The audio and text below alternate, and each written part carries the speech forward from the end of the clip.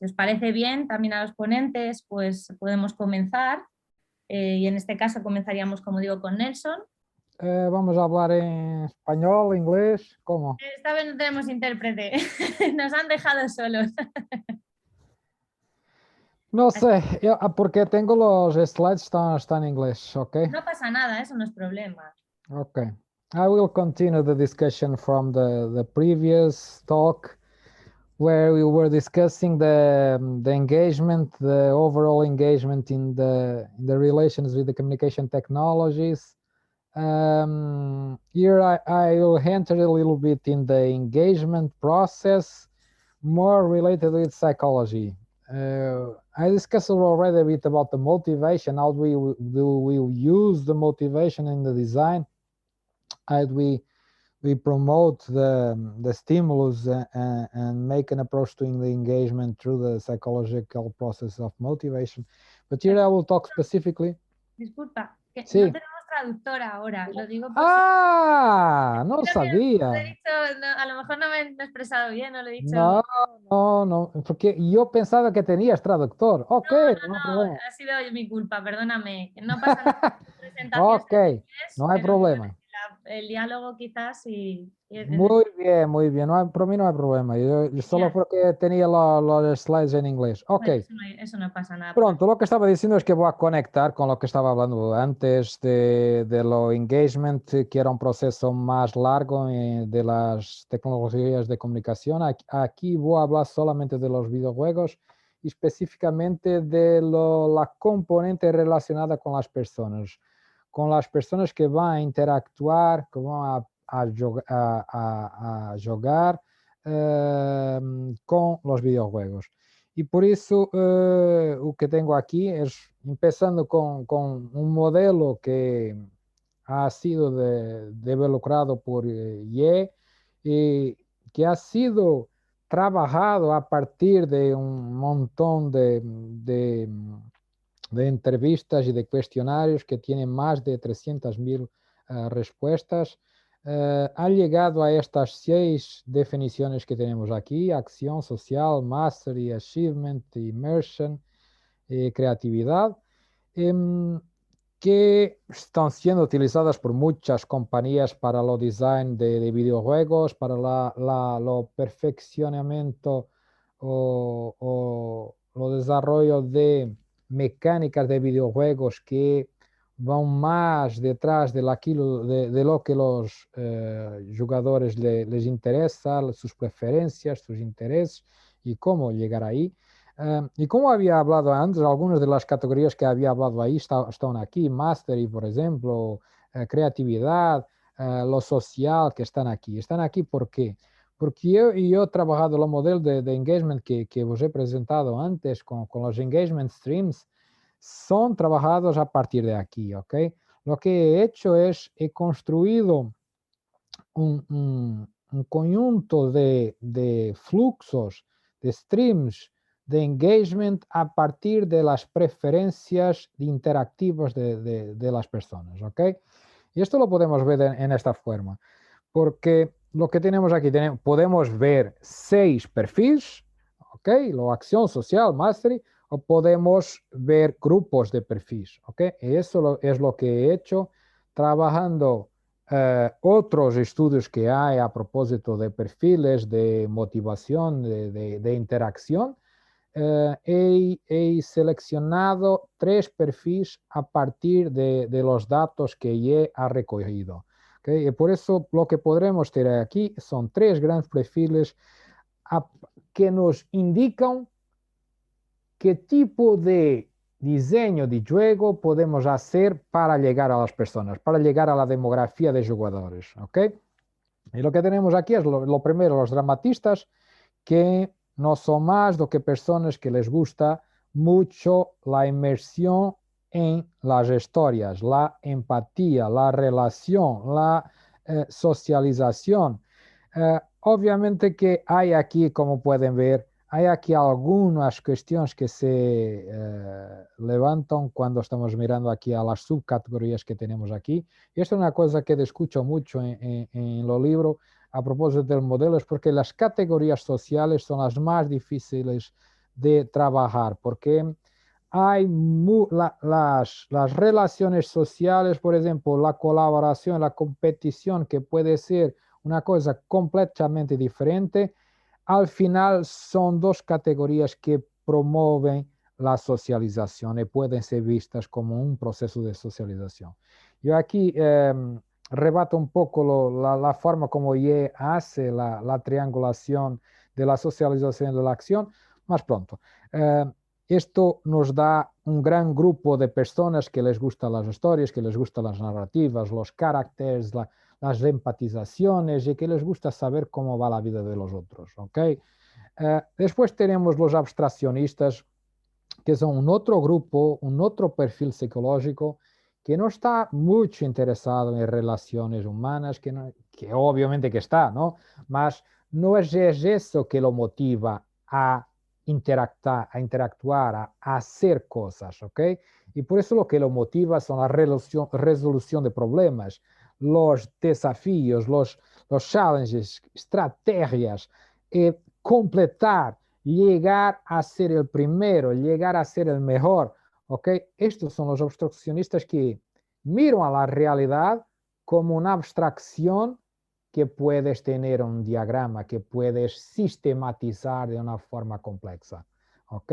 Y esto es muy diferente de los dramatistas. Y después tenemos los tinkerers, que son los que están direccionados a la creatividad, mas questões relacionadas a la expresión, a la voluntad de crear cosas nuevas que no existan, que no las hemos visto y que ellos también no lo han visto. No son las personas que les gusta las relaciones y les gusta la abstracción, mas para ellos da lo mismo. Lo que les interesa es cómo vamos a construir.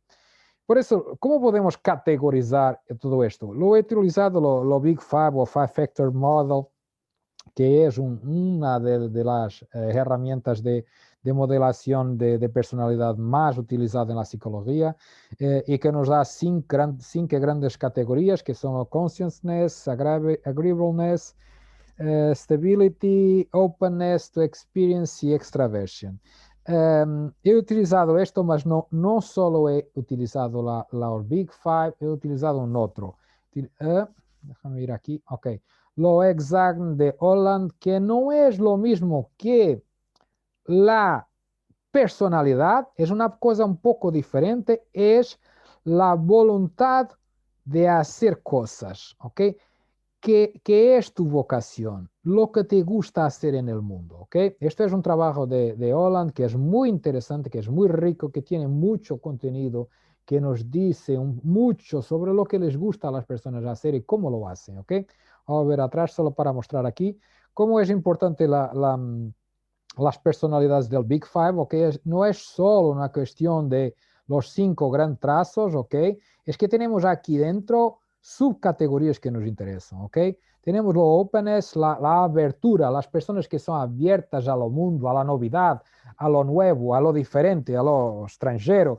Y estas son personas que les gusta la acción y la imaginación, ¿ok? Son personas muy curiosas, que no están preocupadas en que esto es desconocido o esto nunca lo he visto o no hay reglas para cómo utilizar esto, no quiero saber, ¿ok? Esto es lo contrario de que acontece con consciousness, con las personas muy conscienciosas, muy competentes, muy goal-driven, que quieren resolucionar problemas. Lo que les gusta, lo que les importa es hacerlo bien, hacerlo lo mejor que ninguém. Y por eso tiene que ser muy organizados, muy mirando al objetivo y nunca salir del trillo, ¿ok? Son al contrario de los abiertos. Después tenemos lo extroversion y agreeableness, que trabaja un poco lo mismo, solo que uno es mucho más abierto y lo otro mucho más cerrado, que es la extroversión, que tiene que ver con ir a la aventura, mas es una aventura social, es una aventura en que estás abierto a muchas relaciones con personas y que puedes ser un líder, que puedes comunicar con todos y que no tienes problemas de comunicar con ninguna persona, que es abierto a todo ese tipo de interacciones. Después la agreeableness, que es un poco la misma socialización más relacionada con la empatía y la simpatía, ¿ok? Y estas dos van juntas y por eso crean confusión en los modelos de IE que hemos visto.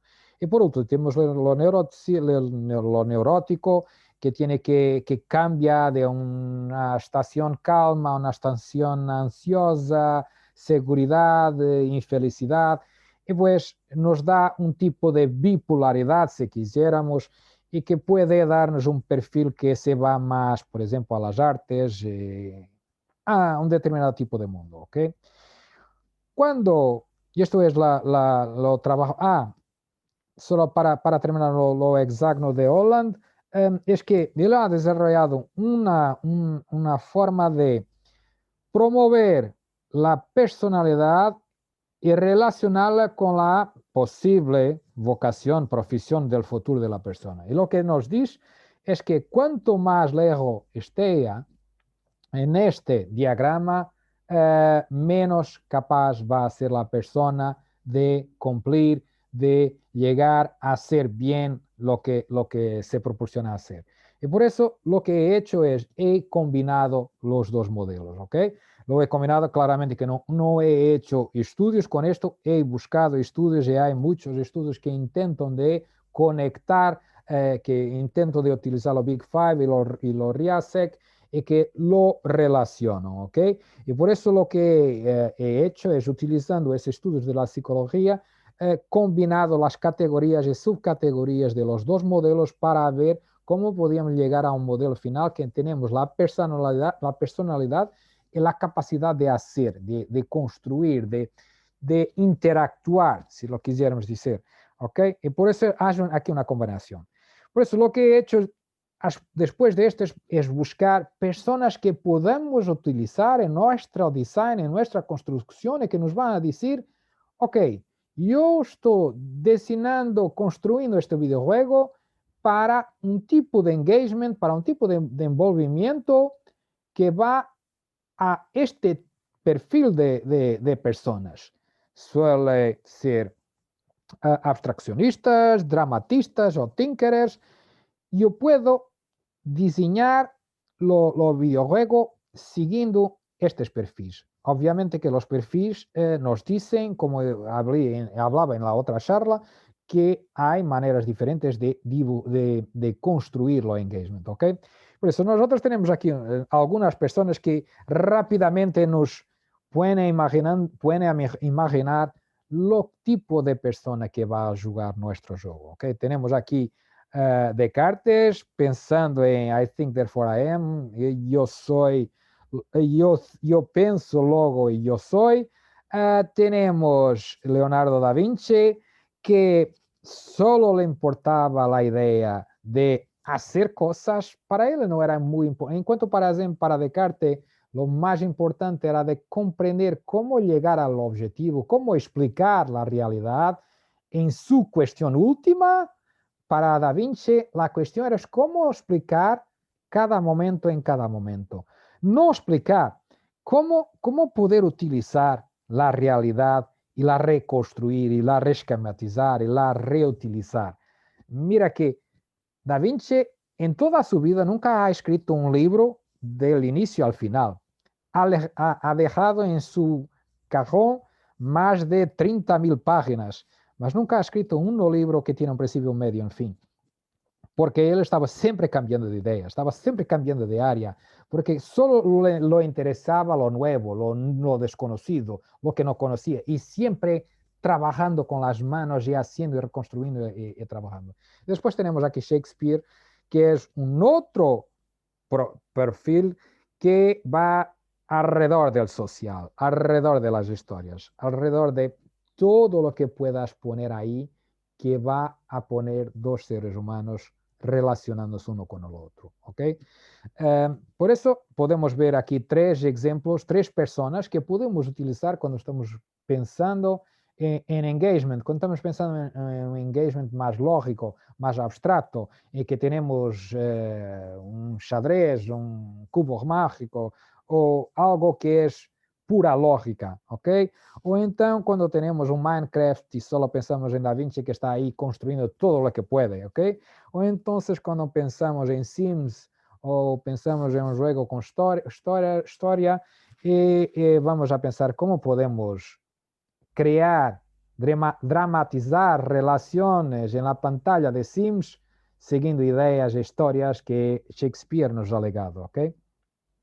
Y para terminar, tenemos aquí, este es lo gráfico que yo he construido al final para que pueda utilizar en la construcción de los design. Y que tenemos aquí los abstractors, thinkers, dramatists, y después tenemos aquí al lado izquierdo los historical factors, historical characters, los dos modelos de psicología, los modelos de IE y como puedes ver aquí, los dramatistas que combinan lo social con la inmersión, ¿ok? Yo tengo ahí en la primera pantalla lo corte en tres, mas ese corte no es el corte final, ¿ok? El corte final, lo que tenemos aquí es que Tinkers se quedan solo con creatividad, los dramatistas con la social y la inmersión y los abstractos con mastery y achievement. Y la acción no la he ponido aquí, porque la acción, al final lo que he visto es que la acción puede ser utilizada en cualquier uno de estos campos, ¿ok? Por eso tenemos como profiles finales lo que tenemos. Tenemos una persona mentalmente focada, que estructura y abstracciona ideas y que está siempre buscando atingir sus objetivos. Lo que quiere es saber, conocer, buscar la respuesta, ¿ok? Los thinkers lo que tenemos. Tenemos una persona que está muy curiosa, siempre buscando, siempre procurando lo nuevo, muy fluida, siempre flexible, siempre intentando de hacer nuevas cosas, que no quiere saber si va a llegar ahí o no va a llegar ahí, ¿ok? Lo que le preocupa es cómo puede continuar haciendo novedad.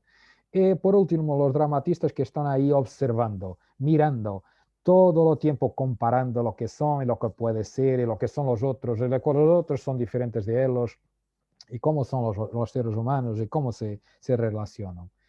Y es esto, es una charla muy pequeña, es solo una introducción a la discusión sobre la psicología de las personas para lo design de engagement. Y es esto, y muchas gracias. Muchas gracias, Nelson, sobre todo por ajustar, ¿no?, al tiempo. Ha sido muy interesante, ¿no?, cómo nos ha ido introduciendo esos perfiles de jugadores. Me ha encantado esa comparativa con Da Vinci y Shakespeare y tal, pero cómo es realmente, ¿no?, la persona y Sí, cómo se traspasa, ¿no?, al juego. Bueno, dejamos ahí, como digo, sí. el diálogo para el final y así vamos pasando al siguiente ponente. En este caso Raquel Echeandía, que como decía antes, pues bueno, nos va a hablar de esos procesos creativos en las industrias independientes, que va muy ligado, ¿no?, a lo que nos comentaba nuestro anterior ponente y un caso de estudio, ¿no?, que es ese videojuego de Hollow Knight. Así que bueno, yo os voy animando, sigo animando a la gente que vaya poniendo sus preguntas y demás en el chat, que yo las voy aguardando todas para luego compartirlas con ellos. Así que bueno, lo mismo Raquel, cuando ¿Se ve bien la pantalla? Sí, se ve la pantalla. Vale, no se ve pequeñita ni nada, ¿no? Todo bien, vale. No, se ve fenomenal, así Vale. que ya sabes, el tiempo importante y sí, bueno, pues nada, muy bien. Raquel. Nada, muchas gracias. Pues en esta investigación hemos analizado cómo es el proceso de desarrollo de videojuegos independientes, porque nos parece que es una industria en auge, y hemos cogido el caso de estudio de Hollow Knight, caso de éxito, que fue desarrollado por Tip Cherry en el 2010, bueno, lanzado en el 2017, pero desarrollado desde el 2013, y hemos estado analizando los procesos de desarrollo, sobre todo teniendo claros los objetivos de investigar cómo han compartido desde la idea hasta la producción, cómo han generado comunidad participativa y compartir todo el proceso, y los retos de analizar sobre todo los retos en la industria del videojuego independiente, centrado sobre todo en la preproducción.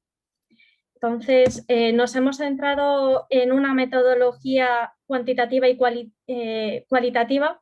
Hemos extraído datos que provienen de la página de Steam en la que está publicada el videojuego y sus redes sociales y el contenido Big Data que ha generado. Igualmente, como el estudio ha ido compartiendo el proceso de de desarrollo y todas las fases, también hemos extraído de ahí información que nos ha sido esencial para entender toda esa evolución y verlo en perspectiva y ver cómo se ha generado esa comunidad. El videojuego Hollow Knight surgió de una Game Jam que hicieron dos amigos, luego más adelante se unió un tercer participante, que participaron en Ludon Dare, que es una Game Jam global que existe desde el 2002, que consiste en un fin de semana generar un videojuego, un prototipo, que de este tipo de convenciones ha surgido videojuegos como Minecraft. Y es esencial para este proceso porque permite a los desarrolladores poner en práctica una mecánica que a lo mejor tenían en mente con un estilo que ya les gustaba bajo una temática que lo marca en la propia convención. Entonces, cuando participaron en el primer Ludum Dare, el tema eran 10 segundos. Entonces, hicieron el primer juego que se ve arriba en la diapositiva, que es Hungry Night, que consiste principalmente en el que tienes que ir cogiendo cerezas como alma, porque si no el personaje principal muere. Y aunque no consiguieron ganar el concurso, sí que les permitió poner en práctica mecánicas que les interesaba con una estética que ya habían probado antes, y fue el detonante, ver hasta qué punto podían explotar esa idea. Y bueno, participaron en dos Game Jams más, que al final el mashup, o sea, la mezcla de esos tres prototipos dio lugar a desarrollar lo que ahora mismo es un juego globalmente conocido. El juego empezó estando desarrollado por tres personas y está englobado en el género de Metroidvania, que al final hemos visto muy relevante en esta investigación la importancia de tener referencias de otros géneros y cómo los videojuegos independientes han permitido generar nuevos géneros al tener un proceso de creación creativo más amplio, y pueden permitirse coger cosas con las que se sientan identificados no solo como desarrolladores, sino también como consumidores de contenido, y generar un nuevo imaginario colectivo. Y así, bueno, surgió el Metroidvania, que es el género en el que se engloba, que surge de Metroid y Castlevania. Y este tipo de género se caracteriza sobre todo por tener mapas muy amplios en el que el jugador tiene un montón de contenido en el que va explorando y desbloqueando. Pero el estudio, bueno, los dos desarrolladores, sobre todo Ari y William, que al principio del proceso eran solamente dos, luego ampliaron, no querían solamente quedarse con, bueno, vas desbloqueando y ya está, sino que querían que de verdad el jugador sintiera que estaba metido en un mundo devastado y que tenía que recuperarlo, en plan como un viaje del héroe en el que tienes un objetivo y tienes que llegar hasta el final. Entonces, la manera que tuvieron de solucionarlo fue por medio de un NPC que te iba dando como pequeñas pistas, un cartógrafo del mapa, y de esa manera te permitía como jugador explorar de una manera más realista a cómo ellos querían que fuera la experiencia, que al final es lo que sobre todo han destacado los jugadores en los comentarios en Steam y los propios desarrolladores desde el inicio, que lo que querían era que fuera un juego explorativo a la vez que dentro del género de Metroidvania. Y una de las partes más interesantes e importantes de este proceso, y por el cual nos hemos decantado como investigación a cogerlo como caso de estudio, es que está hecho por dos personas.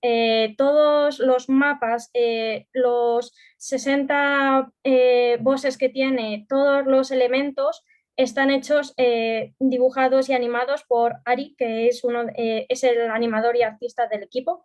William es el programador, y es muy interesante ver cómo muchos de estos procesos surgían directamente en quedadas que hacían en un café y hacían todos los apuntes en libretas, y al ser un equipo tan pequeño no se permitían hacer un proceso muy largo de remasterización, bueno, de sacar este contenido varias veces, sino que muchos de los dibujos que hacían de primera mano están tal cual en el juego.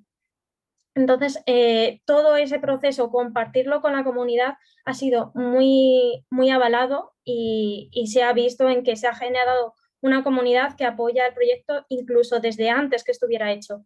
Y así fue como ha conseguido ser un juego de éxito, porque cuando tenían 5 niveles del juego, lanzaron el Kickstarter, en el que tenían una meta de $35.000, pero consiguieron 57.000 en la última semana, hasta el punto de que consiguieron financiación para desarrollar un segundo personaje que en este año se va a publicar no solo como un DLC, sino como un juego aparte, una segunda parte.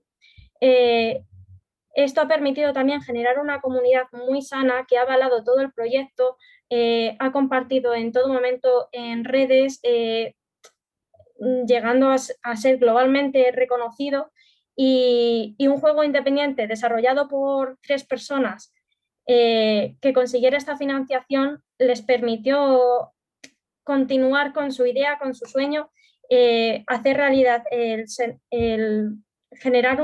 contratar más gente, hacerlo más grande, pero al final siempre con sus pilares claros. Y todo ello se refleja al final en redes. Para un juego independiente hecho por 3 personas, perdón por reincidir en ello, pero es clave en este tipo de investigaciones, porque no compiten con los AAA, pero realmente tienen otros objetivos y se pueden permitir explorar otros géneros, otros personajes, los mapas, y al final poner en valor esa parte sociocultural y entender estos productos como artefactos artísticos y culturales, se refleja al final en la comunidad y en las redes. Y como conclusiones, destacaríamos que la creatividad está al final vinculada con la cultura y la sociedad, que hayan tenido referencia de videojuegos que ellos mismos habían jugado y les habían marcado en sus inicios, se ha reflejado en el desarrollo de su propio producto.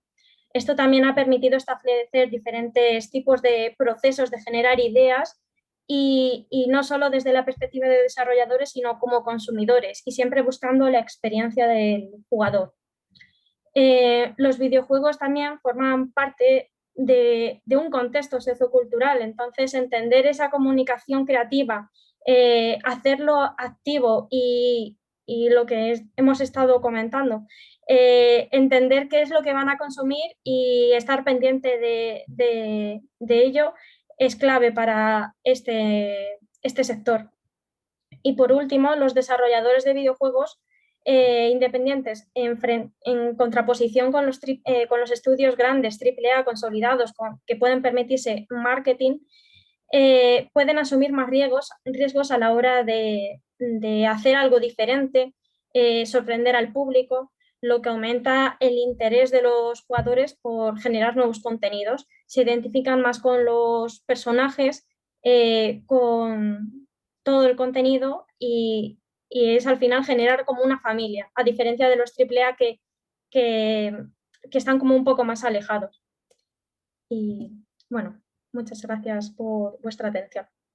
Muchísimas gracias, Raquel. Creo que una visión también muy interesante, partía un poco de la línea de lo que veníamos hablando, ¿no? Del proceso creativo, y bueno, cómo estas industrias independientes que nos has dicho pues ya están tan en crecimiento que casi algún día hablaremos de ellas ya no como independientes sino como industrias, ¿no? Dentro de los videojuegos, como esas empresas, ¿no? que conocemos, pero es verdad que quizás las posibilidades que ellos tienen de acercarse a los jugadores, quizás no a ese enganche, a esa experiencia, es diferente que a lo mejor la que puede generar un juego AAA, ¿no? Como pues ofrecerles el proceso, ¿no? de desarrollo y todo, y que sean partícipes. Quizás esa es la experiencia, ¿no? que también ellos pueden compartir, y como nos has mostrado, ¿no? En este caso, en este juego. En este caso de juego de análisis. Bueno, tenemos algunas preguntitas por ahí que luego ya me voy guardando para que comentemos y así darle paso pues a nuestra siguiente ponente, porque la verdad es que vamos muy bien de tiempo, así que yo creo que luego vamos a poder hablar mucho. Y yo creo que también, bueno, en este caso nos va a hablar Jennifer, de ese aspecto también, ¿no? de los videojuegos, también todo vamos hablando un poco del enganche, ¿no? Desde los jugadores, desde el proceso y en este caso incluso desde las estrategias, ¿no? De marketing y bueno, pues qué podemos hacer, ¿no? O qué se está haciendo ¿no? En esta industria del videojuego y en este caso en Fortnite para conectar con el jugador. Eso es lo que yo creo que nos va a hablar Jenny. Así que bueno, yo te doy la palabra, Jennifer. No sé si puedes compartir tu pantalla. Vale, muchas gracias, Sara. Voy a compartir pantalla, un momentito, por favor. Ok, entonces, como bien decía Sara, primero buenas tardes. Es un placer para mí estar aquí en este simposio.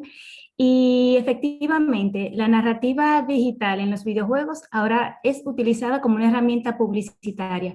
Y vamos a ver el caso de Fortnite, cuáles son aquellos elementos que podemos destacar. Este estudio va básicamente parte de una tesis mucho más amplia, pero vamos a ver cuáles son nuestros hallazgos. En esta presentación queremos estructurarla en 5 aspectos principales. Primero, el punto de partida para conocer un poquito el contexto, luego el marco teórico que nos presenta aspectos claves y la metodología que nos permite trazar una ruta para ver cuáles son aquellos datos que necesitamos obtener y cómo vamos a analizarlos. Por último, vamos a tener unos resultados y conclusiones que nos van a permitir unas reflexiones finales. Ok, entonces, como les comentaba, el punto de partida, vamos a conocer el contexto. Primero hablamos de una industria del videojuego en pleno auge, en pleno crecimiento. De hecho, podemos decir que sus recaudaciones anuales superan en conjunto tanto a la industria del cine como a la música. Quiere decir que es notorio el gran potencial que tienen los videojuegos en la actualidad. Un punto clave viene siendo también la narrativa digital, que permite un abanico interesante para el diseño de videojuegos, ya que los contenidos ahora resultan mucho más atractivos, más inmersivos. Creo que Nelson dio un poquito de pinceladas de cómo es esa persona que busca estar en los videojuegos, qué es lo que le atrae. Y precisamente las empresas han encontrado esa oportunidad de realizar estrategias de marketing de entretenimiento para enganchar con diferentes tipos de público, o sea, diferentes personalidades, pero específicamente con los jóvenes. ¿Qué les atrae? ¿Qué tipo de mensajes se pueden crear que agreguen valor y de hecho consigan enganchar sin la necesidad de bombardearles instintivamente, o sea, reiterativamente, perdón, y más bien lograr que esa persona, que ese jugador sea quien busque este tipo de contenidos. Los objetivos que perseguimos, primero están el general, que es examinar la narrativa digital del videojuego como una herramienta de comunicación de marketing para empresas y marcas. Y específicamente queremos centrarnos en determinar los tipos de contenidos publicitarios que se integran al contexto narrativo de Fortnite. Igualmente queremos estudiar las alianzas estratégicas que desarrolla Fortnite con otros sectores de la industria del entretenimiento. Para quienes no conocen el videojuego, Fortnite es un videojuego multiplataformas. Ay, creo que se me ha ido un poquito para acá. Aquí. Es un videojuego multiplataforma desarrollado por Epic Games en junio de 2017. Cuenta con una gran popularidad y ya que tiene 250 millones de jugadores activos actualmente y su perfil mayoritario son hombres en edades comprendidas entre 18 y 25 años de edad. La estética que presenta son dibujos animados con paisajes coloridos y brillantes que generan diversión en el jugador. Además, los personajes, avatares y skins son recursos que brindan una experiencia de juego y la complementan. Y por eso, algo muy importante, queremos destacar que Fortnite se ha convertido en un lugar de reunión tanto para familiares, amigos y allegados. En el marco teórico queremos destacar tres conceptos clave. Primero, la plataforma digital, la publicidad y la audiencia. En cuanto a plataforma digital, nos centramos en Van Dyck y colaboradores y en dos perspectivas. Ella ve la plataforma digital como una estructura, una arquitectura digital que ve enfocada a la interacción de los usuarios, pero no solo usuarios finales como seríamos cualquiera de nosotros, sino también entidades corporativas y organismos públicos. Otro aspecto importante a destacar es el manejo de los datos de los usuarios. Y de hecho, con esto podemos ver la parte del algoritmo, cómo crear estrategias para un tipo de público en particular y también en la generación de nuevos modelos de negocio. En cuanto a la publicidad, podemos destacar Baños y Martín Parreño hablan del contenido publicitario en los videojuegos. Por un lado está el product placement, que es el emplazamiento del producto, los anuncios dentro del juego o in-game ads, igualmente los advert games y el patrocinio. La idea es crear mensajes, contenidos que se fusionen con el entretenimiento, lo que bien conocemos como mensajes híbridos. Y por otra parte tenemos la audiencia. La audiencia viene siendo para el videojuego, los jugadores son el principal activo que tienen. ¿Por qué? Porque son ellos los principales usuarios de dichos productos audiovisuales. Entonces, ¿qué pasa? Que mientras más enganche haya con ellos en la narrativa que se realice, en los recursos que se utilicen, es mucho mejor para crear estrategias que puedan responder, primero, por un lado, al interés del jugador y segundo, al interés que puedan presentar las marcas. La metodología, hemos utilizado el análisis de contenido cualitativo. Nos hemos centrado en algunos enfoques de James G., quien destaca la importancia del contenido descriptivo. ¿Cómo podemos ver en dicho contenido aquellos temas que más tienen presencia en artículos, por ejemplo, de medios, que es precisamente el tipo de estudio que estamos realizando? Con respecto a las categorías, se han elegido un modelo de categorías mixtas. Por un lado, hemos empezado con categorías inductivas, atendiendo a lo que entendemos que podemos encontrar en los textos que hemos analizado, y producto del análisis hemos luego encontrado otras categorías deductivas. Los datos corresponden a alertas de Google. Son más de 1.500 artículos que hemos recopilado, tanto de medios digitales generalistas y especializados de Latinoamérica y España. La fecha de recolección, estamos hablando de abril 2019 hasta febrero de 2021, aproximadamente 1 año y 10 meses. Lo que estamos presentando precisamente en esta parte es la selección de 22 artículos. Hemos utilizado el programa en vivo para analizar dichos datos, utilizando la versión PDF de estos textos. Los medios digitales simplemente hemos tomado la parte de España para analizarlas, igualmente como dije anteriormente, tanto generalistas como especializados. En estos artículos podemos ver varios ejemplos. Por un lado, pertenecientes al cine, con la película Tenet y la serie Stranger Things, con respecto a marcas como la NFL, conciertos o música con Travis Scott, y por último, relacionado a los youtubers y streamers, con el caso del skin de la serie de ídolos de Ninja. Como resultados en conclusiones, tenemos que principalmente en estos 22 artículos es una obvia representación, o sea, es bastante mayor la presencia de una prensa especializada por encima de la generalista en este tipo de medios. Igualmente las publicaciones en porcentaje, la mayoría son de MediaStation, que pertenece a as.com. Y como podemos ver en la gráfica, triplica los demás medios. Esa es la página principal de MediaStation. Y aquí vemos cómo está el contenido relacionado a Fortnite. La frecuencia de palabras, podemos ver que después de Fortnite, la palabra que hemos encontrado en estos textos corresponde a Travis Scott. Este es un ejemplo del medio Dexerto.es. En cuanto a la narrativa digital, hemos visto que el videojuego es un escenario perfecto para insertar estrategias de marketing, tanto como en emplazamiento de productos y anuncios dentro del juego.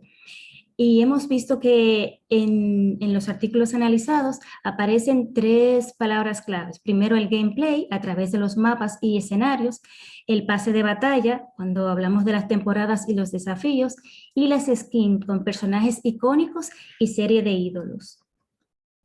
Este es un ejemplo. Aquí vemos un emplazamiento de producto. Es la valla publicitaria de la película Tenet de Christopher Nolan, que fue presentada en el propio videojuego. Es importante resaltar que como conclusiones también tenemos los elementos que hacen de Fortnite una plataforma publicitaria. Primero vemos los eventos. Aquí hablamos de la fiesta magistral, la noche de pelis, entre otros eventos que se dan cita en este videojuego. Los ingresos que tienen que ver con las recaudaciones, la rentabilidad y todo el dinero que generan estos tipos de eventos en Fortnite. Las novedades hacen mención a la minería de datos, aquellas pistas o filtraciones que hacen que se mantenga una expectativa de qué va a ocurrir dentro del videojuego. Las promociones, tanto para empresas, marcas, celebridades y el propio videojuego. Los espectadores, vemos que en cada uno de estos eventos hacen mención de las visualizaciones de los jugadores activos que están disfrutando de las actividades que se realizan. Y por último, las campañas. Hay una gran oportunidad y de hecho me sorprendió uno de los artículos que hablaba sobre Lisa Smith, una asesora que realizó un artículo, que publicó un artículo, perdón, en The New York Times, donde hablaba sobre el potencial que tiene Fortnite para realizar campañas electorales. Quiere decir que ahora también se están enfocando en llegar a un público mucho más amplio y más juvenil a nivel político. En cuanto a las alianzas estratégicas con los diferentes sectores, vemos que, por ejemplo, en la música los artículos tienen mayor referencia con un porcentaje de más de 20 menciones. Luego le sigue el cine, después los deportes, los youtubers y por último la televisión. Este es un ejemplo del concierto de Travis Scott presentado en Fortnite. Y ya algunas reflexiones finales para concluir están orientadas en la importancia que tienen las estrategias de marketing de entretenimiento para realizar diferentes tipos de campañas. Cabe destacar que hay que tener cierto cuidado con la orientación política e ideológica que se puedan distribuir a través de estos medios. Además, otro aspecto es la regulación en las microtransacciones o compras dentro del juego. Y por último, la necesidad de una alfabetización mediática del público infantil para poder hacerle frente a esta exposición de mensajes que tienen un interés comercial frente al interés plenamente de diversión u ocio que los infantes persiguen. Muchísimas gracias.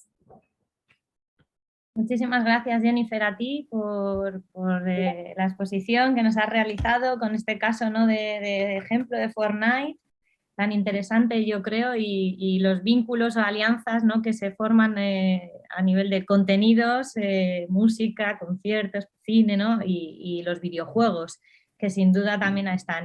Y bueno, un poco tus conclusiones iban también a la línea, ¿no?, de esta idea de la persuasión, que también es algo, ¿no?, que como de alguna manera los juegos nos pueden persuadir o cambiar, que además se conecta perfectamente con nuestra siguiente ponente, ¿no?, con Teresa, que no sé si la tenemos por ahí, a Teresa de la Era.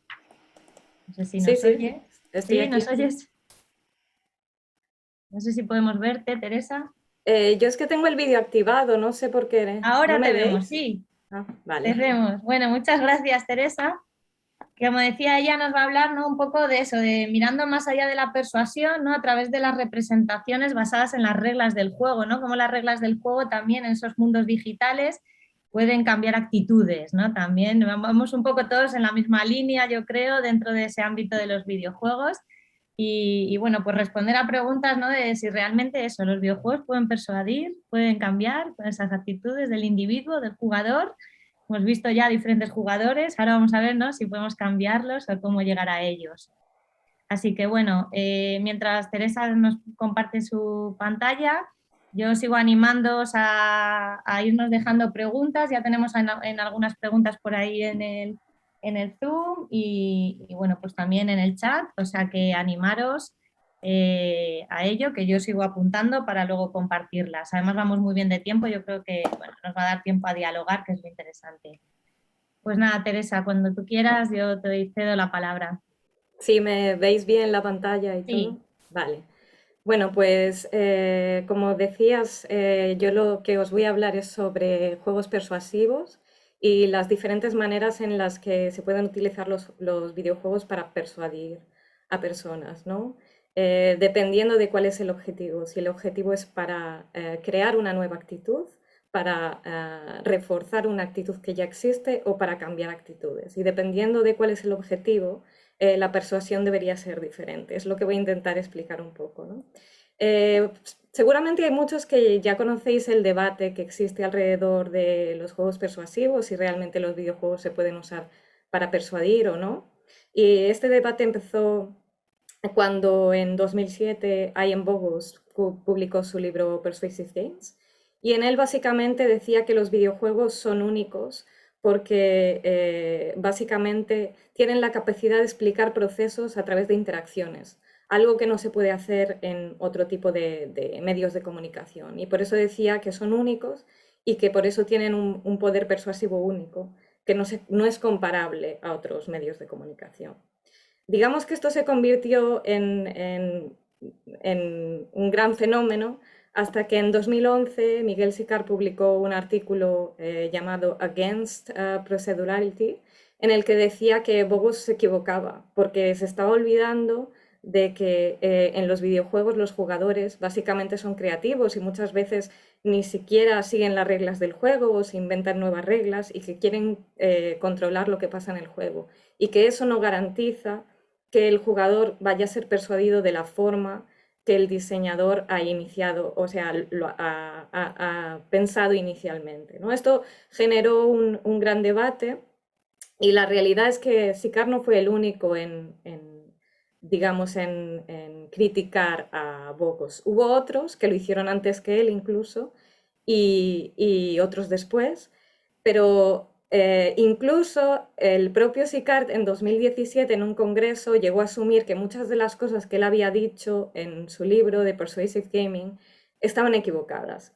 Bueno, él escribió también luego un artículo sobre esto en un libro que acabamos de publicar sobre Persuasive Games, en el que él reconoce que muchas de las predicciones que él hacía sobre los juegos y esa capacidad excepcional de los juegos para persuadir, pues que no eran verdad y que no había resultado de la forma que él inicialmente había anticipado, ¿no? Entonces se abría una nueva pregunta y la pregunta es, ¿significa esto que los juegos digitales no se pueden utilizar para persuadir intencionalmente, claro, a sus jugadores, ¿no? Si todo esto no funciona de esa forma que se había vendido. Para responder a esta pregunta, primero tendríamos que pensar si los juegos digitales son persuasivos o no son persuasivos, ¿no? Y esto me refiero a en general.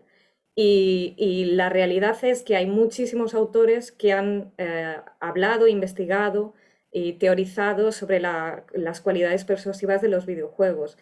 A nivel general, no que tú desarrolles un videojuego para persuadir a un jugador, sino como un videojuego como objeto cultural te puede cambiar tu visión sobre el mundo o sobre un determinado tema, ¿no? Y muchos autores hablan de cómo los videojuegos nos pueden cambiar nuestra visión sobre las cosas. Entonces está claro que los videojuegos sí que son de una forma o de otra persuasivos, ¿no? Pero ¿hay evidencia científica que valide la eficacia persuasiva de los videojuegos? La realidad es que no hay muchos estudios sobre eficacia de persuasión en videojuegos, pero los que hay no son concluyentes. ¿Qué significa que no sean concluyentes? Pues que unos parece que sí que refuerzan la idea de que sean persuasivos y que se pueda cambiar la actitud de los jugadores, mientras que otros lo que demuestran es que no son más persuasivos que otros medios de comunicación, que sí que puede haber un cambio, pero que ese cambio no es sustancial en comparación con otros medios. Y la cuestión es ¿por qué el porqué de estos resultados? Pues es muy claro. Hay muchísimos tipos de formas en las que podemos usar los videojuegos para persuadir a jugadores y depende de la forma en que lo hagamos, pues puede ser más eficaz o menos eficaz. Y de la misma manera que no podemos decir si la televisión es eficaz para persuadir o no, es el contenido en sí mismo que es eficaz o no. Lo mismo pasa con los videojuegos. No es simplemente el medio, el que sea un juego, sino cuál es el contenido del juego, ¿no? Entonces, la pregunta no es si los videojuegos digitales son persuasivos o no. La pregunta es cómo exactamente se puede diseñar un videojuego para cambiar intencionalmente la actitud de los jugadores de una forma eficaz, ¿no? Y esta es la pregunta que básicamente nosotros intentamos responder. Para esto volvemos atrás a Sicart, y Sicart básicamente criticaba dos cosas. Una, la libertad del jugador. Y entonces la pregunta es, ¿cómo puedo diseñar un juego en el que el jugador sea libre, pero al mismo tiempo el juego sea efectivo para persuadir de una forma concreta y comunicar un mensaje publicitario? Y la segunda parte es, ¿cómo podemos diseñar un juego en el que el jugador se entretenga y al mismo tiempo se le persuada de la forma que nosotros queremos, que el videojuego sea suficientemente atractivo, engaging en inglés, ¿no? Pero al mismo tiempo sea persuasivo. La primera pregunta no os la puedo responder porque sería demasiado larga, pero escribí un libro sobre ese tema, si os interesa podéis leer más. Y lo que me voy a centrar hoy es en la segunda pregunta. ¿Cómo podemos asegurarnos de que los juegos pueden ser engaging, atractivos, entretenidos por un lado y persuadir al mismo tiempo? ¿Y cómo se tiene que hacer para que eso pase? Básicamente lo que hay que hacer es equilibrar entretenimiento y persuasión alineando los objetivos. ¿Cómo vamos a alinear el objetivo persuasivo con el objetivo de entretenimiento? Cuando diseñamos un juego persuasivo, tiene que ser entretenido, tenemos que tener un objetivo de juego. ¿Cuál es ese objetivo? Pero luego también hay un objetivo persuasivo. ¿Cómo los combinamos? Dependiendo de qué es lo que estamos intentando conseguir. Lo primero que tenemos que hacer es determinar cuál es el objetivo persuasivo y pueden ser tres diferentes. Como decía al principio, podemos querer cambiar, o sea, crear una actitud nueva. O podemos querer reforzar una actitud que ya existe, o podemos querer cambiar una actitud que ya existe. Y dependiendo de esto, tenemos que alinear los objetivos de tres formas distintas. Entonces, lo voy a contar a través de tres ejemplos, ¿vale? Digamos que queremos crear una actitud nueva. En este caso, normalmente no hay resistencia. El mejor ejemplo son todos los juegos serios que existen, por ejemplo, de educativos, en el que queremos introducir un tema nuevo, queremos enseñar un tema nuevo y queremos que al final del juego pues, nuestros jugadores entiendan ese tema y sean capaces de responder preguntas sobre ese tema.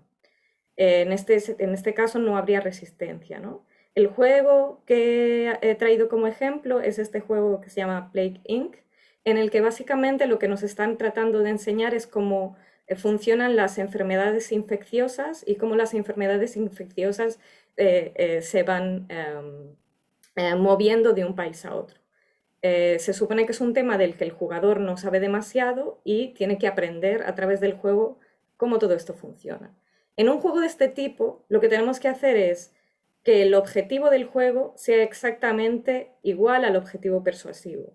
Si lo que estamos intentando es enseñar algo, al final del juego, a través del juego, la persona tiene que demostrarnos que ha aprendido eso. Por tanto, el objetivo del juego tiene que ser demostrar que has aprendido el contenido, ¿vale? Solo si tú demuestras que has aprendido el contenido puedes ganar el juego. Esto funciona muy bien cuando tú tienes que aprender algo, pero no funciona igual de bien cuando tú tienes problemas de motivación, por ejemplo. Entonces voy a hablaros de un caso un poquito diferente. El segundo caso, el videojuego se llama Papu y yo. En este videojuego básicamente lo que nos están presentando es un niño que está intentando escapar de un monstruo, pero ese monstruo representa a su padre alcohólico, ¿vale? Lo que está intentando enseñarnos el juego es que los niños no tienen la capacidad de resolver los problemas o de enfrentarse a los problemas que supone vivir con un padre o un progenitor alcohólico, y que la única forma de salir de ese problema es buscar ayuda o entrar en contacto con otras personas. En el juego, el padre alcohólico, en vez de ser un padre real, es un monstruo, ¿vale? Está representado a través de un monstruo. ¿Por qué se hace de esta manera? Obviamente porque es un tema muy complicado y para transmitirlo de una forma completamente diferente y cambiar nuestra forma de pensar. En este caso, hablamos de niños que tienen probablemente intención de cambiar la situación en la que están, pero para ellos es difícil, no encuentran la motivación o no encuentran las herramientas para pedir ayuda a otras personas, o algunas veces no quieren pedir ayuda a otras personas. Entonces, lo que queremos hacer es que el juego facilite o les cambie la forma de ver esto. Tengo que pedir ayuda porque esta es mi única salida. En este caso, el objetivo del juego y el objetivo persuasivo son similares. Es entender que necesito pedir ayuda, pero si nos fijamos, no están presentados o no son representados exactamente igual en el juego. En vez de tener un padre, tenemos un monstruo, porque eso nos ayuda a ver el problema desde un punto de vista distinto, y eso es lo que ayuda a que a lo mejor tengamos la motivación de pensar sobre el problema desde un punto de vista diferente. Y finalmente estarían los videojuegos en los que intentamos cambiar una actitud. Se supone que hay mucha resistencia, y como hay resistencia, si nosotros diseñamos un videojuego en el que claramente decimos tú tienes que cambiar tu pensamiento sobre este tema en concreto y yo te presento argumentos para que cambies tu pensamiento, normalmente no vamos a asumir o vamos a pretender que sí, estoy de acuerdo con todo el juego, pero eso no significa que realmente estemos cambiando de actitud. Por eso, en este tipo de juegos, normalmente no es ideal crear un objetivo de juego que esté alineado con el objetivo persuasivo. Normalmente el objetivo de juego y el objetivo persuasivo están completamente desconectados. El ejemplo en el que os traía para hoy es el ejemplo de Snow World. En este ejemplo en concreto es un videojuego que se ha desarrollado para sobre todo niños, pero pacientes en general de quemaduras de alto grado, que tienen que, bueno, pues que ser curados, y en el proceso de ser curados es muy doloroso, ¿vale? Entonces decidieron crear un videojuego para transportarles a una realidad completamente distinta. Básicamente, si lo veis en la imagen, el videojuego es un mundo de hielo que les transporta a otro universo diferente, obviamente con otras sensaciones diferentes, en los que ellos lo que tienen que hacer es matar estos muñecos de nieve. No tiene nada que ver con lo que están viviendo, pero precisamente es el objetivo. Ellos no quieren venir a la terapia, el objetivo es que vengan a la terapia y tengan una actitud completamente distinta en relación a la terapia. Los objetivos aquí están desconectados, pero porque lo que se intenta es que ellos piensen en otra cosa completamente distinta. Estas serían resumidamente las tres formas diferentes de alinear objetivos de juego y objetivos persuasivos dependiendo del objetivo final. Muchas gracias. Bueno, muchísimas gracias, Teresa, también a ti por ajustar ese tiempo y por estos ejemplos que nos has traído tan interesantes en esa línea, ¿no?, de la persuasión, de cambiar la actitud y tan interesantes. Me han resultado desde luego muy, muy interesantes. Bueno, he ido recopilando ya, como digo antes, algunas preguntillas, a ver si podemos ir dando un poco más o menos respuesta a todas. Tenemos para Nelson, Raquel, Teresa, tenemos varias por ahí. Una de las primeras que nos hacían al principio era para Nelson, que si quizás las categorías que nos has ofrecido se podían extrapolar a otros medios como el cine, por ejemplo, ¿no? Y bueno, también nos hablaban de que si el hexágono ese de Holland que nos mostrabas, pues si era similar al de Myers-Briggs y si se podría comparar, ¿no?, con el tema de la definición de videojuegos o jugadores. No sé si conoces a lo mejor el de Myers, Sí, por ahí está. Y bueno, pues esas eran un par de preguntillas para Nelson por sí, ahí. muy rápidamente. Em, este de Meyer-Briggs, hay ahí algunos problemas alrededor de esa propuesta, porque hay varios estudios que han demostrado que no se comprueba. Y por eso tienes que tener mucho cuidado cuando vas a buscar estas escalas, estos modelos para analizar las personalidades. Hay muchos modelos, lo Big Five es uno de los que ha sido más estudiado, más comprobado. Es claro que solo te da 5 categorías, es muy poco. Myers-Briggs te da 16 categorías, es una maravilla, mas después es muy complejo de demostrar que se comprueban, que se demuestran. Lo de RIASEC también tiene algunos estudios que dice que no hay prueba completa de que se pueda demostrar lo que defiende Holland. Yo lo veo menos como un analizador de personalidad, y más como un analizador de vocación. Y por eso la vocación es algo un poco más como la creatividad. Tiene algo que podemos medir, mas no podemos medir todo. Porque la vocación es algo más especulativo que estamos intentando de predigir, de prever lo que va a suceder con la persona. Y por eso hay ahí una parte de cuantitativo que podemos analizar, mas hay mucho de cualitativo que se pone ahí en el modelo. Lo he utilizado porque me era interesante la parte conectada con lo hacer, con hacer algo. Esto es algo que los videojuegos tienen diferente del cine, es que tienes que hacer. La interactividad tiene que ser dibujada para que nosotros queramos hacer cosas.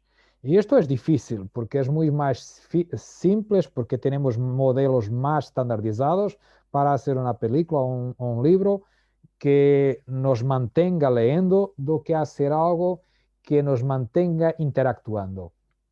Y por eso lo he utilizado. En términos de la primera pregunta, que yo no me recuerdo que estaba... Sí, era por ahí, por la línea de cine, de si se podría... Sí, se podrían utilizar los mismos modelos.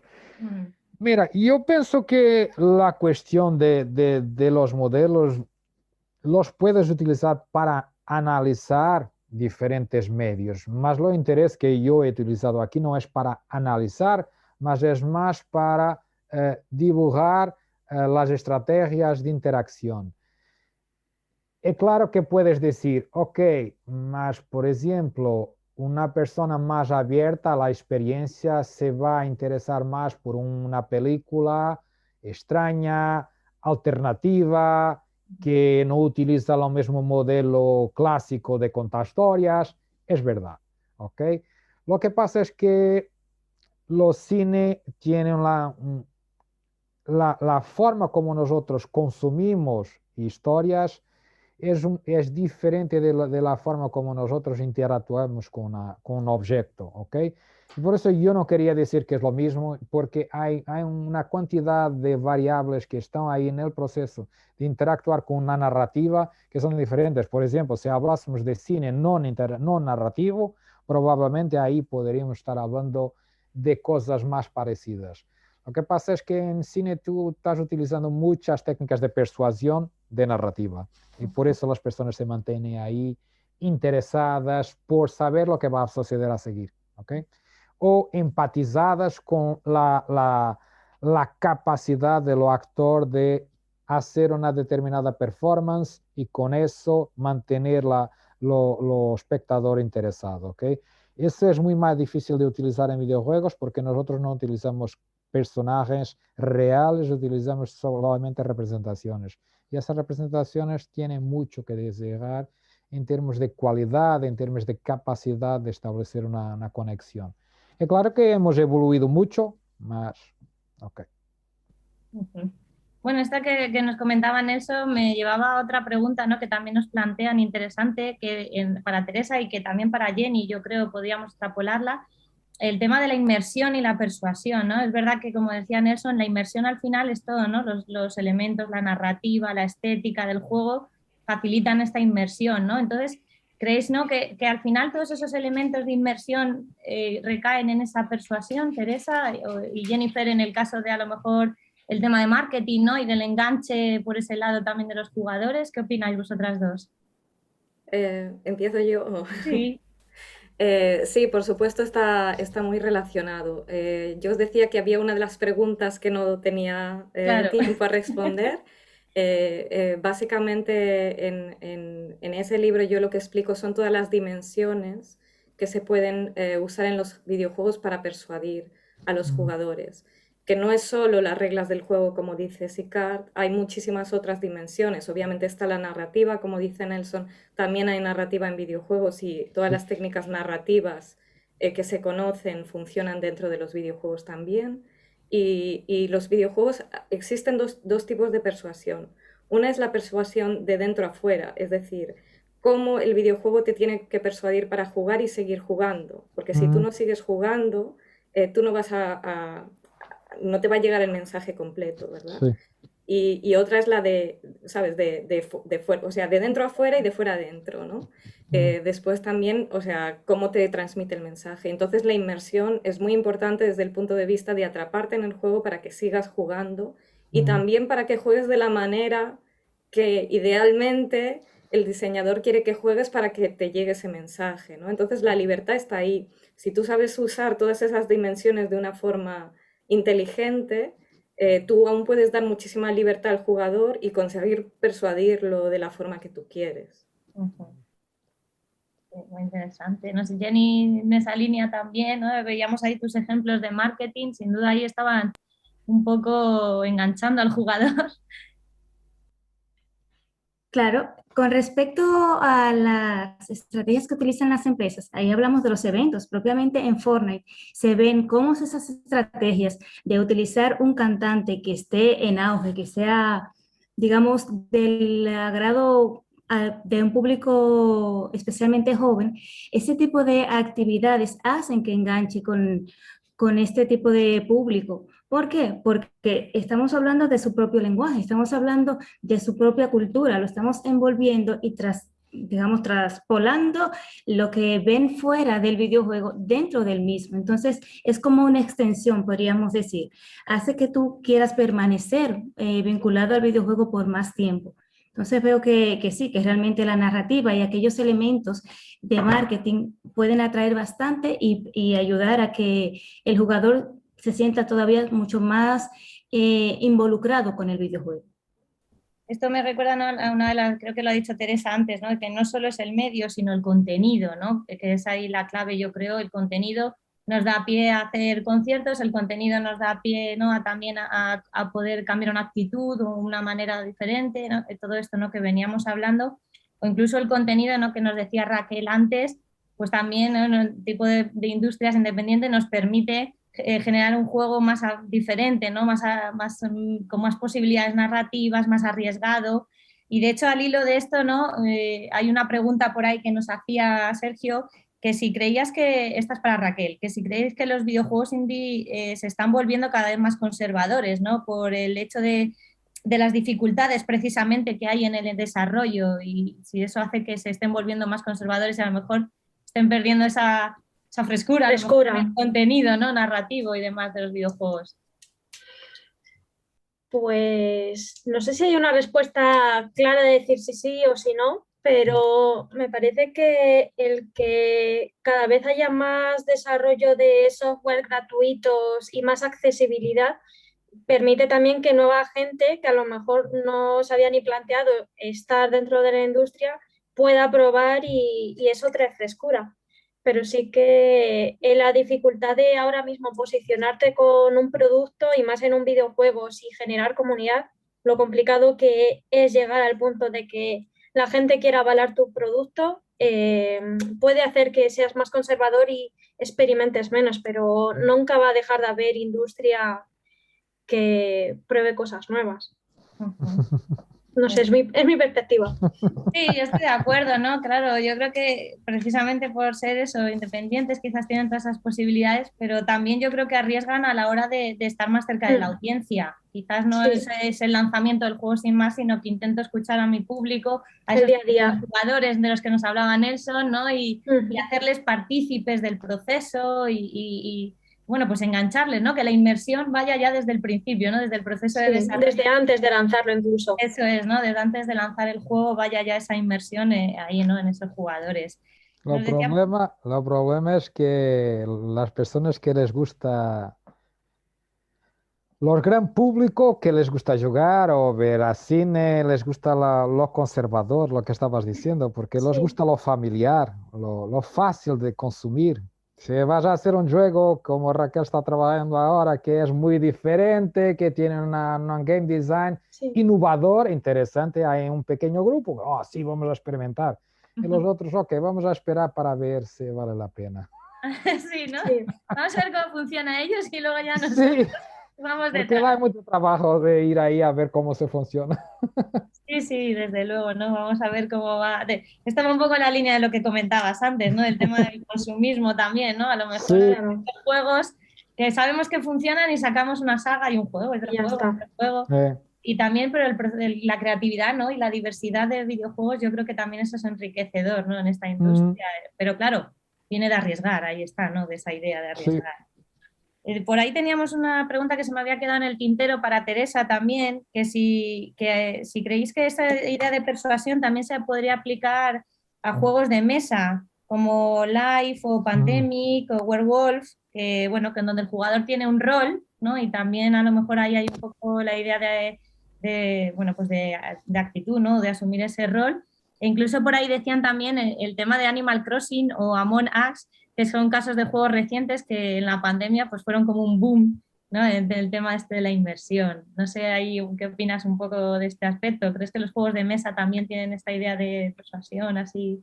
Sí, claro, a ver, se empezó a hablar de los persuasive games en relación a los juegos digitales y demás, pero todos sabemos que los videojuegos educativos o juegos de mesa se han llevado, o sea, se han utilizado toda la vida para objetivos más mm, serios en maneras distintas. Sí que es verdad que el mundo digital nos ofrece posibilidades extra, ¿no? Cuando hablábamos de las dimensiones de persuasión, no se compara lo que se puede hacer en un juego de mesa con lo que se puede hacer en un juego digital, que se relaciona un poco también con lo que decía Bocos, ¿no? O sea, en un juego digital tú haces algo y el juego responde en relación a lo que tú haces, ¿no? Y se puede ir adaptando a los inputs que tú das. Y a nivel de persuasión puede crear un mensaje muchísimo más complejo, pero hay que entender muy bien cómo generar ese mensaje dentro del juego. Muchas veces lo que pasa es que los diseñadores de juego no saben de persuasión y los de marketing o los de publicidad o los que no saben de juegos. Y ahí está, o sea, está el medio en el que es necesario entender las dos partes para sacar el máximo provecho. Y mm, lo que está pasando con juegos como Animal Crossing o Among Us, yo pienso que está más relacionado a lo mejor con lo que explicaba Nelson, con la parte de diferentes tipos de jugadores y lo que necesitamos. Y que aunque los videojuegos siempre se han relacionado con el aislamiento social y demás, es todo lo contrario. Los videojuegos son un puente sí, para las relaciones sociales también. mm, Y lo que está pasando durante la pandemia es buena prueba de ello, claro. mm, Yo creo que no, que videojuegos es verdad que se ha puesto, han sido también en este momento de pandemia, ha habido un boom o auge, ¿no? Veremos el año que viene en informes de ventas de videojuegos y de consolas, cómo ha afectado, ¿no?, esta pandemia y en los tipos de juegos que la gente ha decidido, ¿no?, jugar ahí en estos ¿Sabes, momentos. sabes lo que he visto? He visto que los los juegos de, ¿cómo dices en español? De Estamos mesa. hablando de board ¿De games, mesa? Sí, de juegos de mesa, mesa. sí. De mesa se han vendido menos, más los digitales se han vendido mucho Más. más. Claro. No, porque tengo ahí un estudiante de doctorado que está trabajando con juegos de mesa, que estaba muy triste porque se ha caído a los números de 2017, pienso que. Sí. Y lo estábamos hablando de eso, pues. Lo que pasa es que las personas se quedan en casa y no tienen con quién jugar. ¿Y sabes lo que hacen? Van a jugar a internet en tabletop, virtual tabletop, para continuar jugando juego de mesa, más a través del ordenador. Virtual. Es Claro. fantástico. Sí, sí, sí. Eso sí, de hecho, la parte virtual yo creo que es una de las más importantes, ¿no?, de los videojuegos, ¿no? Esa parte virtual, tanto de interaccionar con otras por internet o incluso a lo que decía Teresa antes, ¿no?, de la parte virtual, yo creo que también que el juego de rol asumes un papel, ¿no?, pero en la Mm, realidad. Y en el videojuego tenemos ese otro entorno virtual que nos permite como ser otra persona, ¿no? mm. Quizás ahí también esa es la que nos da pie, ¿no?, a poder esa inmersión y actitud. Y bueno, pues no estamos nosotros, ¿no? Tenemos un entorno, ese entorno Sí. digital y quizás también influye. No Mm. sé ahí qué opináis en ese caso del entorno virtual, ¿no? Yo siempre cuando hablo con los alumnos de videojuegos les digo, bueno, Mario se cae por un agujero, no pasa nada, vuelve a salir y volvemos a aprender y a seguir caminando para que no vuelva a caer, ¿no?, por ese agujero. Ese mundo virtual es el que nos permite que el fallo o el error no sea tan grave como lo sería en la Sí, realidad, ¿no? Y ahí está el sí, aprendizaje también, yo creo, mm, lo interesante. Y sí. como jugador y como persona, yo creo, ¿no? En ambos casos, ¿no? El punto de vista creativo es una buena mensaje, porque Efectivamente, puedes fallar, fallar, fallar hasta que lo consigas hacer bien. eso es, sin duda. Porque eso es lo que la sociedad no quiere. La sociedad no quiere que falles, quiere que continúe, que quiere que hagas lo mejor siempre. Y la creatividad no se hace sin fallo. Efectivamente, ahí es como aprendemos, ¿no? También. Sí, claro. Ensayo y error, esos errores pues, y avanzar, porque algo que hemos fallado en un momento, pues le damos la vuelta, pensamos que ha sido el problema y probablemente saquemos un producto mucho mejor, ¿no? Una idea Exacto. mucho mejor derivada de ella. Sí, Sí. sí, desde luego. Y bueno, yo creo que los videojuegos también, ¿no? Ha funcionado así. Hay muchos juegos, antaño eran de una manera, ahora son de otra, pues también de todo lo que hemos ido avanzando, de todas esas ideas, opciones, tanto del medio como de los contenidos no narrativos, que yo creo que es la clave. No sé si me quedaba alguna preguntilla por ahí. Alguien me parece que había dicho sobre Raquel, si nos podías hablar un poco más del tema del Big Data, de cómo lo habías aplicado en tu estudio. No sé si en el tema de las Pues redes sociales, ¿no? En Switch. en redes sociales y sobre todo en Steam ha sido decisivo para ver cuando han hecho una estrategia de persuasión o algún evento o alguna acción, ver qué repercusión real ha tenido de nuevos jugadores, retransmisión en Twitch, realmente qué está funcionando y qué no, y qué tipo de contenido comparten, qué es lo que más valoran. Entonces, en ese punto, el Big Data y sobre todo más que Big Data, hemos utilizado la plataforma de SteamDB, que lo que te proporciona es Small Data, que ya te lo da desglosado, que era una de las diapositivas que había en la presentación, y ha sido clave poder ver esa evolución desde el 2017 hasta ahora en la actualidad, que normalmente la vida útil de un videojuego independiente suele ser más corta, un año y medio o así, pero que aún esté con casi 3.000 jugadores diarios es una barbaridad en comparación con otros juegos y bueno, no sé si ahí lo ha pasado Pilar. Sí, Pilar ha compartido Steam. Claro, yo creo que esa es la clave, ¿no? Como Steam también nos da parámetros de nuestros jugadores que nos ayudan, ¿no?, a saber qué gustos, categorías, elementos, ¿no?, que definen a los videojuegos y que de alguna manera, pues creo que los videojuegos tienen que escuchar al jugador, ¿no? Creo que todos estamos de acuerdo un poco en esta parte, ¿no? Porque al final también el tipo de jugador que seas, ¿no? Hay que llegar a ese tipo de jugador. ¿Cómo conseguir persuadirle? Aunque Teresa respondido, ¿no?, a una de las preguntas de las dos, pero también forma parte, ¿no?, de cómo conectar con el jugador, conociendo al jugador y sus intereses para esa actitud, ¿no?, para ese cambio. Y Jenny también, ¿no?, en esa idea de vender algo, ¿no?, de llegar, de enganchar a través de esas estrategias. Al final, conocer a nuestro jugador es la clave quizás, ¿no?, en ese sentido, para poder engancharle, para que juegue, para que llegue a jugar hasta el final en el juego, ¿no? Que es la idea al final, yo creo, con la que se diseña un videojuego. Vamos. También otro matiz más, ha sido muy interesante ver sobre todo en Google Analytics la repercusión que ha tenido en redes sociales, porque este juego en concreto no tiene equipo de marketing. Entonces, toda la repercusión, canales y todo que se ha compartido ha sido de parte de la comunidad. Entonces, ver en qué se han centrado más y cómo lo han compartido y tal, ha sido muy revelador. No sé, bueno, nos quedan 5 minutitos, la verdad es que ha sido muy intenso, pero me ha gustado muchísimo poder generar debate, porque yo creo que hemos podido escucharos a todos, vuestras presentaciones, todas las propuestas que nos habéis planteado de estudios y de diferentes líneas y perspectivas, pero yo creo que el diálogo, ¿no?, al final también es lo que enriquece en este tipo, ¿no?, de congresos y conferencias y tal. Creo que no me he dejado ninguna pregunta de las que yo he ido viendo por ahí. No sé si alguien más hacía alguna última pregunta. Si no, yo les diría, bueno, por cerrar así un poco a nuestros invitados, que desde luego agradezco muchísimo poder haber hecho este simposio de videojuegos. A mí me encanta los videojuegos. Me gustaría poder jugar más de lo que puedo jugar en mi día a día, la verdad. Pero bueno, creo que los videojuegos es una industria que está ahí, bueno, que siempre dice que está en crecimiento, siempre dicen que está en crecimiento, yo creo que ya ha crecido, pero siempre dicen que está en crecimiento, no sé cuándo será el final, ¿no?, del crecimiento. No sé, mi última pregunta, sí, por ser un poco en relación a videojuegos, no sé, ¿cuál es vuestro videojuego favorito a nuestros ponentes? A ver, que nos digan así, por cerrar un poco la sesión con esta perspectiva. ¿Quién se anima? Bueno, Jenny, supongo que Fortnite, o por lo menos habrás jugado mucho para analizarlo. Pues claro que sí.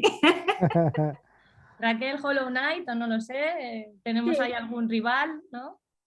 Sí.